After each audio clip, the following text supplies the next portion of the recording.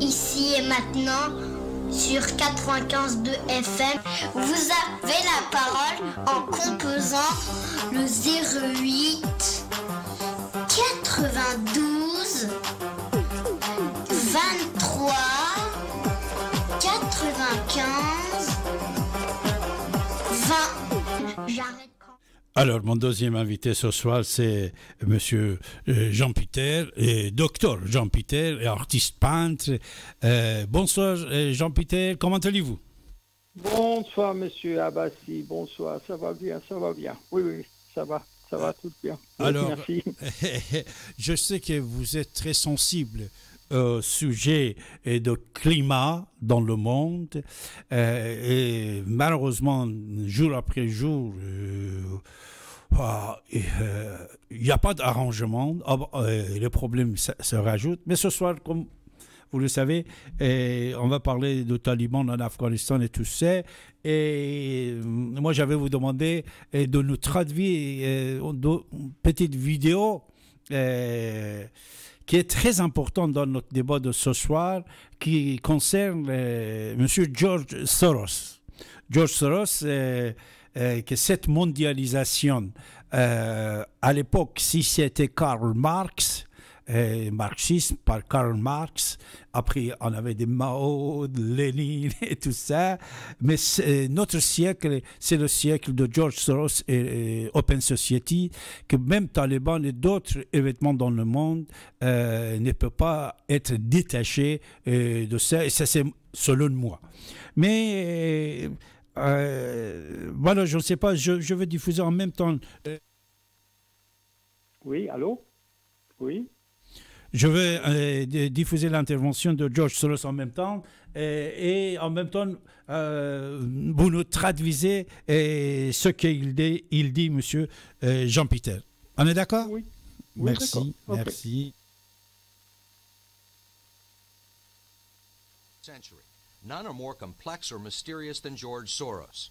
Like Carnegie, J.P. Morgan, and the Rockefellers, he amassed billions through ruthless business decisions, only to turn around and give away most of his fortune to advance his own personal philosophy.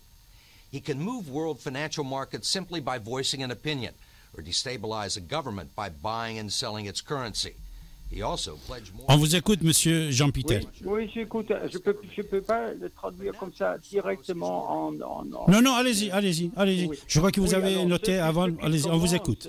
L'introduction sur cette émission sur George Soros, c'est un mini-portrait de ce monsieur.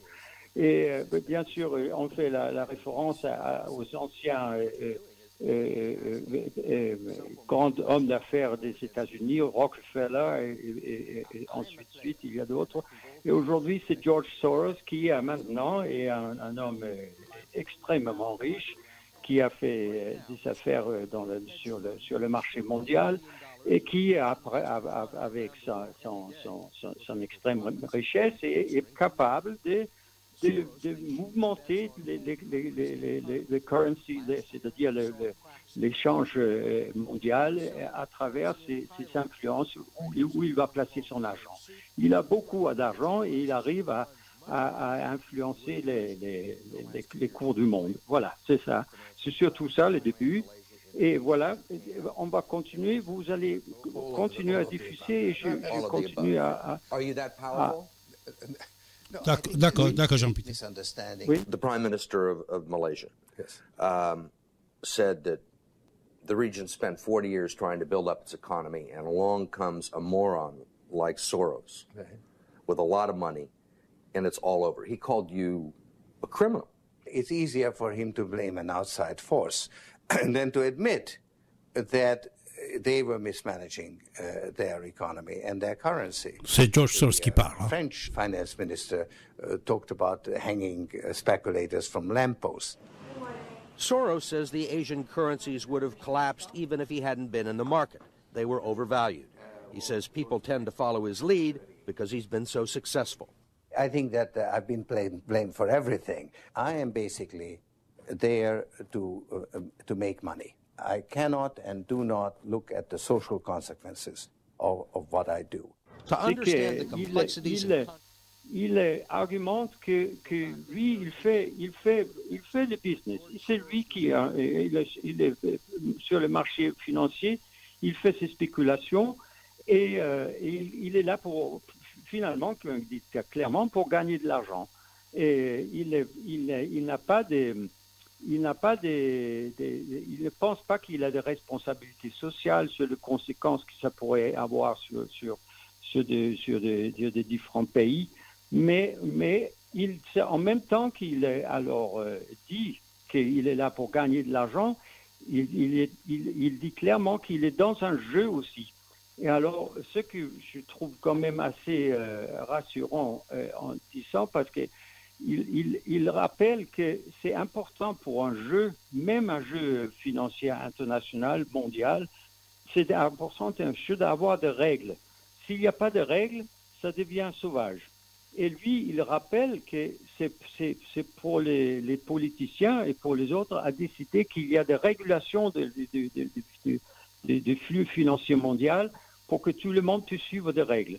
Alors, s'il n'y en a pas, tout le monde fait comme il veut et comme il gagne, comme il peut. Et George Soros, il a un d'eux, mais lui-même, il rappelle que c'est important d'avoir une régulation. Et ça, je pense que c'est assez rassurant quand même. To parents who were wealthy, well-educated, and Jewish. When the Nazis occupied Budapest in 1944, George Soros' father was a successful lawyer. He lived on an island in the Danube and liked to commute to work in a rowboat. But knowing there were problems ahead for the Jews, he decided to split his family up. He bought them forged papers, and he bribed a government official to take 14-year-old George Soros in and swear that he was his Christian godson. But survival carried a heavy price tag. While hundreds of thousands of Hungarian Jews were being shipped off to the death camps, George Soros accompanied his phony godfather on his appointed rounds, confiscating property from the Jews. These are pictures from 1944 of what happened to George Soros' friends and neighbors. You're a Hungarian Jew who escaped the Holocaust by posing as a Christian. Right. And you watched lots of people get shipped off to the death camps. Right. I was 14 years old. And I would say that that's when my character was made. In what way? That one should think ahead, one should understand and anticipate events, and one is threatened. It was a tremendous threat of evil. I mean, it was a very personal experience of evil. My understanding is that you went out with this protector of yours who swore that you were his adopted godson. Yes. Went out, in fact, and helped in the confiscation of property from the Jews. That's right. Yes. I mean, that sounds like an experience that would send lots of people to the psychiatric couch for... Oui, Jean-Peter, on vous écoute. Oui, alors là, on essaie de rappeler l'enfance de George Soros et comment il se comportait pendant la Deuxième Guerre mondiale à Budapest. Il avait 14 ans. Il avait 14 ans quand son père a réussi à lui faire une fausse identité et le faire rentrer dans le gouvernement qui travaillait pour l'expropriation des valeurs juives, des gens qui étaient envoyés au camp de concentration. Et il fallait acheter leur propriété. Et là, George Soros participait à ça, mais il avait 14 ans, il faut le rappeler. Alors, il disait qu'il est assez clair dans cette interview-là, et qu'il dit que finalement, que je suis businessman, ou j'étais, mais il faut quand même pas oublier de dire que c'était quand même une grande leçon pour lui de voir comment, si on n'anticipe pas la venue du mal, comme on dit dans la Deuxième Guerre mondiale, il y a des immenses misères et horreurs qui peuvent arriver. Alors il a forgé son caractère à ce moment-là. Bon, on revient à son enfance, il a 14 ans, il a dit, voilà, il a participé à cette expropriation, il dit, si je n'étais pas moi qui étais là, il y aurait un autre. Alors il n'a pas d'état d'âme là-dessus, je me sens pas responsable, Et c'était à faire comme à tout le monde, businessman, qui fait pour gagner de l'argent. Alors, il est assez sec sur ce point-là. À 14 ans, on peut bien sûr pas prendre de responsabilités. Je pense que voilà, il ne faut pas juger l'homme sur cette affaire-là, je pense pas. Non. Allô? Oui, Jean-Peter, oui. Alors, dernier morceau de... Was it difficult? Not at all. Not at all. Maybe as a child you don't see the connection, but it created no problem at all. No feeling of guilt. No. For example, that I'm Jewish, and here I am watching these people go. I could just as easily be there. I should be there. None of that. Well, of course, I could be on the other side, or I could be the one from whom the thing is being taken away. But there was no sense that I shouldn't be there, because that was... well, actually, in a funny way, it's just like in markets, that if I weren't there, of course I wasn't doing it, but somebody else would be taking it away anyhow. In other words, whether I was there or not, I was only a spectator, the property was being taken away. So I had no role in taking away that property. So I had no sense of guilt. Are you religious? No. Do you believe in God? No. It was actually probably the happiest. Voilà, ça c'était très important, cette partie-là. Jean-Peter, Oui. On vous écoute. Oui, allô? Oui? Oui, on vous écoute, Jean-Peter. Oui, David. Oui, c'était ça que je voulais dire. George Soros retrace alors cette enfance-là qui apparemment, il le dit après, faisait partie d'une partie heureuse de son adolescence. Même s'il voyait toute la misère autour, il se sentait protégé par cette fausse identité qu'on l'avait donnée. On a réussi à cacher son identité juive, vraiment. Et là, il travaillait vraiment pour l'expropriation de ses propres... sa propre communauté sociale. Voilà, c'est ça. Et après, on demande s'il a des tas d'âme là-dessus. Il dit non, si je n'aurais pas été là, ça aurait été un autre. C'était par chance que je me trouvais sur le bon côté des dissidents. Voilà. Et après, on demande s'il croit en Dieu. Il dit non. Et s'il est religieux, non. Et voilà. George Soros est apparemment un businessman total qui pense que c'est l'argent qui gagne quand on a affaire avec l'argent, c'est à gagner de l'argent qui est le plus important. Et voilà. En cours, c'est ça. C'est voilà. très intéressant. Merci Jean-Peter de rester avec nous, puisqu'il y en a une dernière partie qui concerne quelques années après ça, c'est-à-dire 2 ans avant les élections présidentielle américaine, que George Soros encore lui parle, et moi-même sur cette antenne, 2 ans avant, 1 an et demi avant l'élection présidentielle aux États-Unis. Ici, je suis en train de vous informer, je ne suis pas militant de celui-là ou de l'autre, je vous informe seulement, comme je vous informais, mes chers amis, à l'époque, vous vous rappelez, il y a déjà 1 an et demi, 2 ans avant les élections présidentielles américaines, j'ai dit Biden va gagner, sans aucun doute, et Trump va être le perdant. Pourquoi? Puisque George Soros, il avait juré qu'il avait mis 2 milliards de dollars pour faire gagner Biden, comme il a fait gagner Clinton, comme il a fait gagner Barack Hussein Obama. Ce sont des propos de George Soros, je n'invente pas. C'est-à-dire même lui-même, quand on parle de Clinton et d'autres présidents démocrates aux États-Unis, à partir de Clinton surtout, après Obama, maintenant Biden, ces 3 présidents ont été élus grâce à l'argent de George Soros. C'est lui-même qui l'est aussi lié. Mais cette partie-là qu'on va écouter, c'est très intéressant. Que je vais demander au docteur Jean-Peter de notre avis. C'est très important. L'opinion de George Soros sur Donald Trump. Of the 45th president of the United States. Where does he stand in an open society? Well, I have described him as an imposter and con man and a would-be dictator. But he's only a would-be dictator because I'm confident that the Constitution and the institutions of America, of the United States, are strong enough.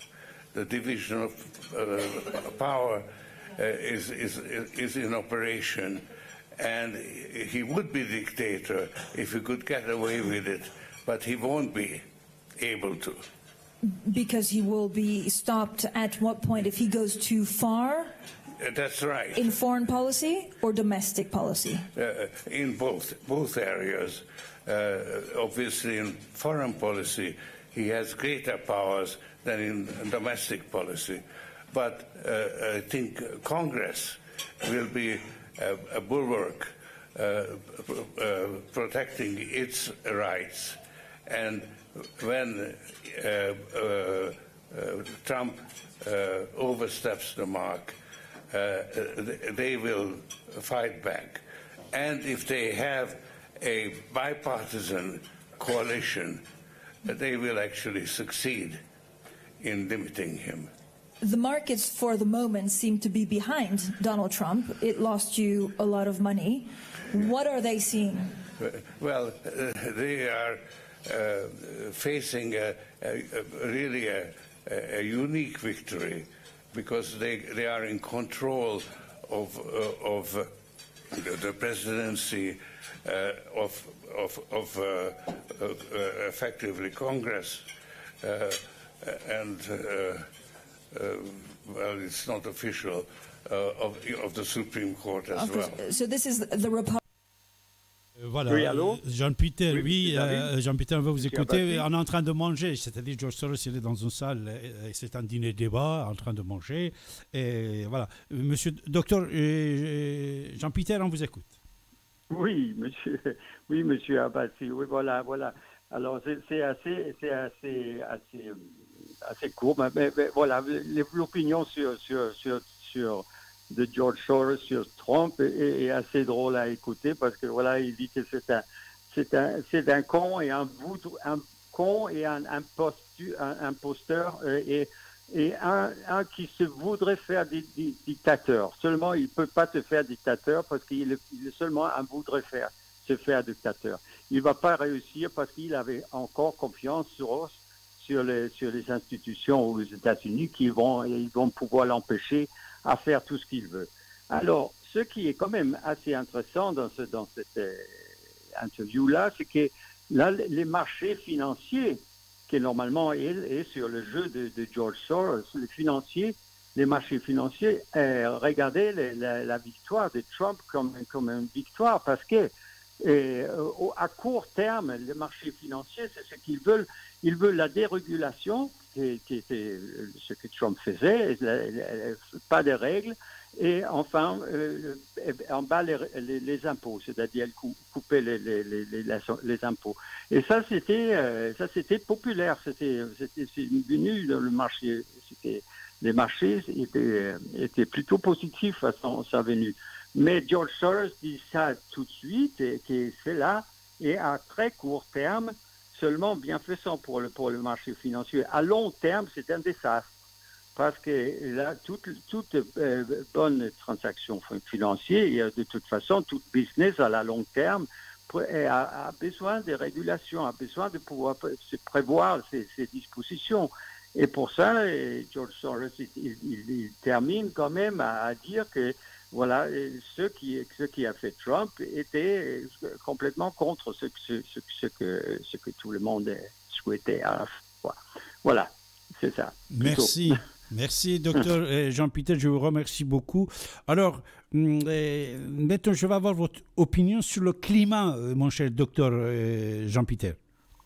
Oui, alors, bon, c'est bien qu'on vient de parler des régulations et de George Soros et de la marché financier, voilà, parce qu'on est quand même dans un monde mondialisé maintenant et tout dépend, on voit de quelle manière tout dépend de tout et on peut pas se reculer et se couper du monde et faire son propre jeu, c'est impossible. Tout est en relation.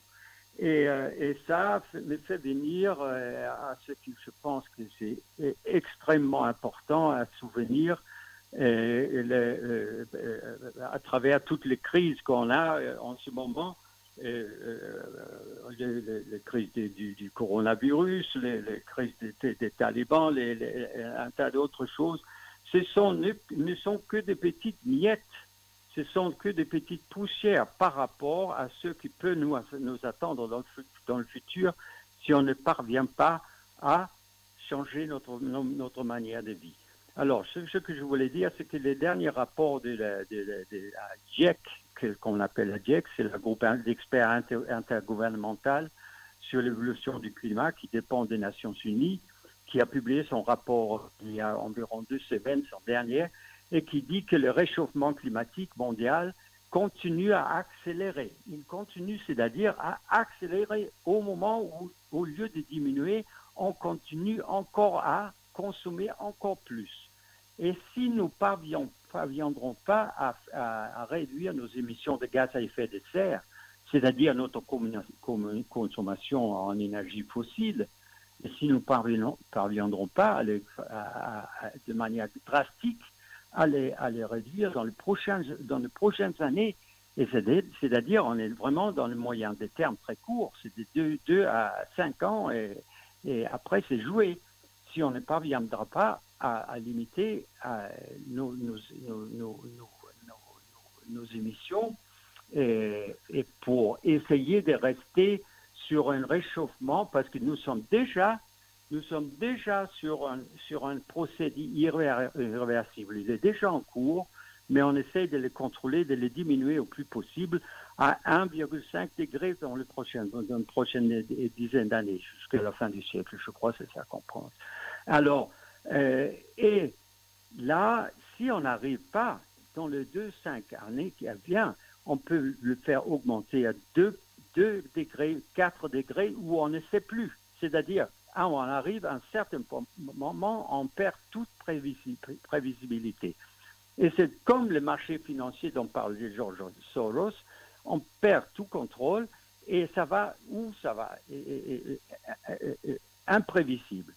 Et les nouvelles données sont c'est-à-dire, ce que je voulais dire, c'est-à-dire, c'est sur le cours actuel de la consommation d'énergie, nous sommes partis pour un climat mondial qui n'a jamais vu précédent dans toute l'histoire de l'humanité.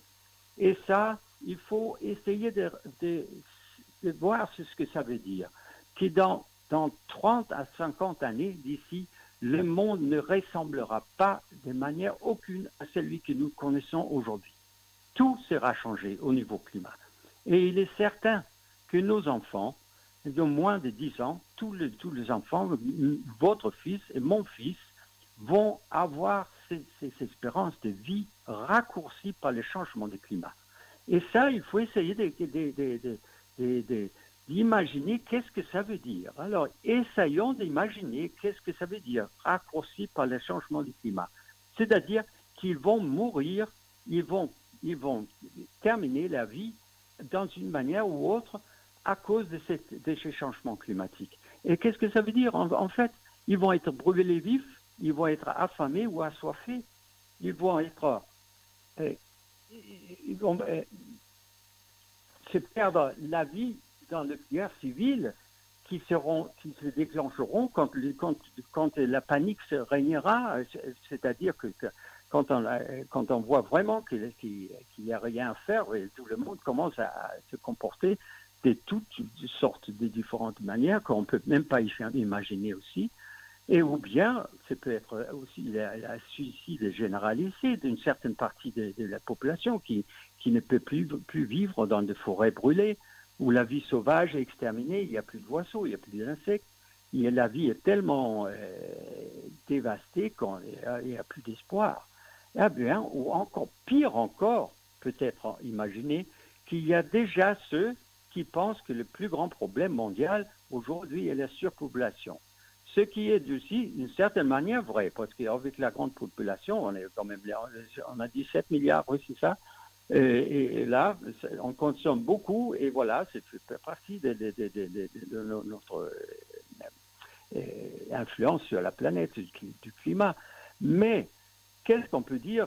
Comment réduire la population? Il y a des pervers qui pensent que là, en réduisant la population mondiale par force, le problème serait réglé. Mais alors, il faut essayer d'imaginer comment éliminer 5 à 6 milliards de manière qu'on retourne au moins à 1 milliard de personnes sur la Terre. C'est inimaginable. Il y a des horreurs qui pourraient arriver, qui sont encore beaucoup pires que le Holocauste dans la Deuxième Guerre mondiale. Bien sûr. Alors, on est vraiment devant des situations extrêmement importantes et pour tout le monde à décider. C'est-à-dire, la seule mode possible pour éviter la catastrophe aujourd'hui, c'est que nous changeons nos habitudes de manière à consommer l'énergie, réduire la consommation d'énergie. Ce n'est pas une révolution, parce que la révolution, on l'a vu, on a déjà parlé des révolutions tellement de fois, mais la révolution, c'est quelque chose qui revient encore. Non, c'est un changement de paradigme. Aujourd'hui, on est devant un changement de paradigme, c'est-à-dire un changement de modèle de vie. Et c'est-à-dire qu'il faut changer, c'est dans la tête que ce n'est plus l'argent et la consommation qui guident nos manières de vivre, ça doit être de autres valeurs. Bien sûr. Et, oui, allô? Oui, bien sûr, oui. Oui, je continue, c'est sérieux ce que je veux dire, et voilà, j'essaie d'être assez court quand même. Oui, on vous écoute. Mais il existe quand même des solutions, hein, c'est-à-dire on n'est pas foutu encore, alors on a encore... Et nous, je veux dire que c'est notre génération qu'il faut qu'elle agisse.